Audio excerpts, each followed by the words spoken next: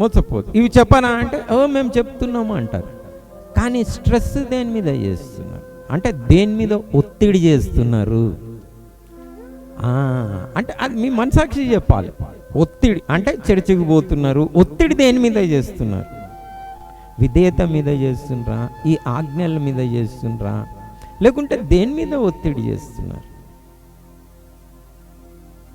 So ఏవి ఎక్కువ చెప్తున్నారు, ఏవి ఎక్కువ వాళ్ళు చేస్తున్నారు, వాళ్ళ జీవితంలో కనిపిస్తాయి కదా. అంటే ఏం చేస్తున్నారు అంటే ఇది చేస్తున్నారు. ప్లస్ వారి స్తుతి అయిపోయిన తర్వాత, చర్చ అయిపోయిన తర్వాత వాళ్ళు చేసే పనులు కూడా మీరు చూస్తున్నారు కదా. సో ఏం చేస్తున్నారు?